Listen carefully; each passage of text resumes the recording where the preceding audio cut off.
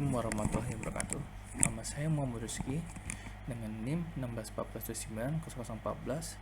Dosen pembimbing saya Ibu Maya Syafriana Effendi. Judul saya adalah pengaruh debt to equity ratio, DER, total asset turnover, TATO, dan current ratio CR terhadap return on equity ROE pada perusahaan food and beverages yang tercatat di Bursa Efek Indonesia periode 2014 sampai 2018. Slide pertama adalah latar belakang masalah. Ini tabel menunjukkan tahun periode, deskripsi variabel X1, X2, X3, dan Y1 saya, tahun periode, dan rata-ratanya. Tato X1 mendeskripsikan bahwa cenderung mengalami pertumbuhan pada periode 2014 sampai 2018. Ini mencerminkan bahwa perusahaan layak sebagai tempat investasi. X2 atau CR cenderung mengalami pertumbuhan searah dengan ROE. X3 DER, penurunan hutang mengakibat meningkatnya return sehingga ROE meningkat. Dari tabel di atas, pertumbuhan ROE mengalami peningkatan signifikan pada periode 2014 sampai 2018. Perusahaan food and beverage layak untuk diinvestasi. Rumusan masalah. Yang pertama, apakah terdapat pengaruh total asset turnover terhadap return on equity ROE pada perusahaan food and beverage yang tercatat di Bursa Efek pada tahun 2014 sampai 2018. Apakah terdapat pengaruh DER terhadap ROE para perusahaan food and beverage yang tercatat di Bursa Efek Indonesia pada tahun 2014 sampai 2018. Dan ketiga, apakah terdapat pengaruh CR terhadap ROE para perusahaan food and beverages yang tercatat di Bursa Efek Indonesia pada tahun 2014 sampai 2018. Dan yang keempat, apakah terdapat pengaruh TATO, DER, CR secara bersama-sama terhadap ROE para perusahaan food and beverages yang tercatat di Bursa Efek Indonesia pada tahun 2014 sampai 2018. Teori penelitian. Munir Kashmir mengatakan return on equity adalah rentabilitas modal sendiri merupakan rasio untuk mengukur laba bersih sesudah pajak dengan modal sendiri. Rasio ini menunjukkan efisiensi penggunaan modal sendiri. Semakin tinggi rasio, maka semakin baik. Seartinya posisi pemilik perusahaan semakin kuat. Demikian pula sebaliknya. Fahmi 2013 menjelaskan soal TATO atau turnover asset ratio. Rasio ini digunakan untuk melihat sejauh mana keseluruhan aset yang dimiliki oleh perusahaan terjadi pemupuran secara efektif. Munir Kashmir 2018 menjelaskan DER, debt to equity ratio, merupakan rasio yang digunakan untuk menilai hutang dengan ekuitas. Untuk Sutris dan Munir Sutrisno pada tahun 2013 mengatakan current ratio adalah rasio yang membandingkan antara aktiva lancar yang dimiliki perusahaan dengan hutang jangka pendek. Kerangka pemikiran. Terdapat H1, H2, H3, dan H4.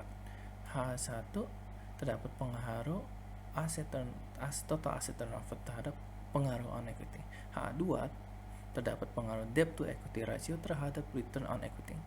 H3 terdapat pengaruh current ratio terhadap return on equity. H4 terdapat pengaruh total asset turnover, debt to equity ratio, dan current ratio secara bersama-sama terhadap return on equity. Metodologi penelitian. Di sini ada 4 data. Yang pertama adalah populasi.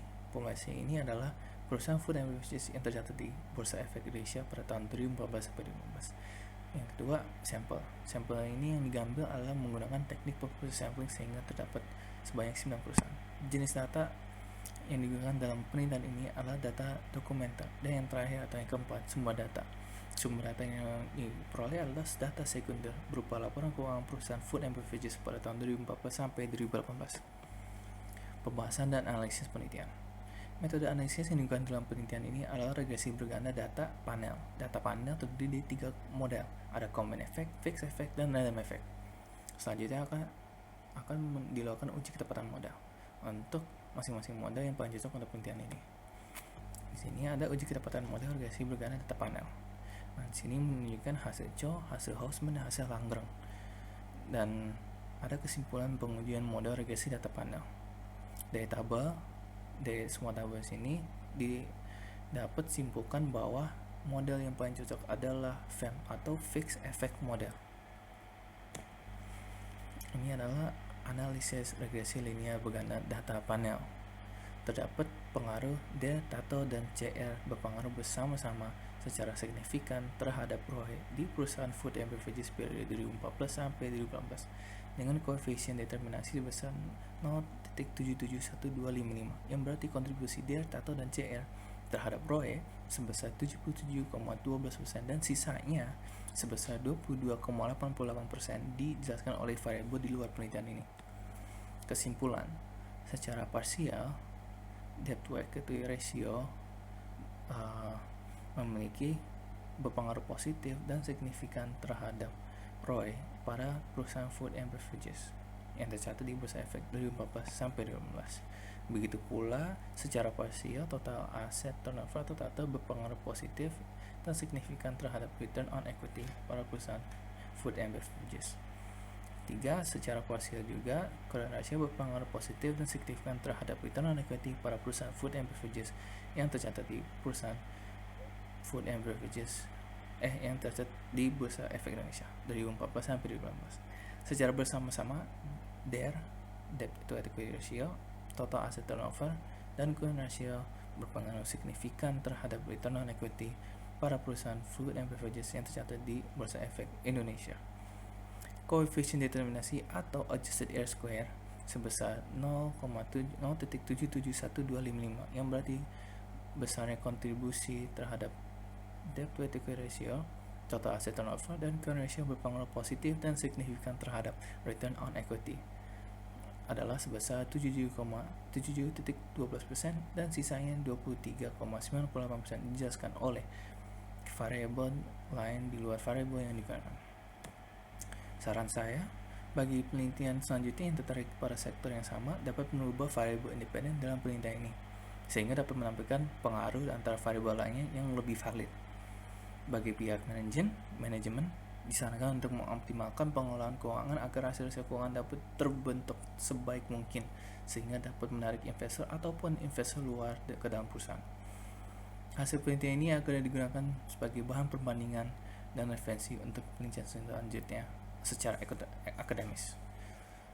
Sekian dari saya. Terima kasih. Waalaikumsalam.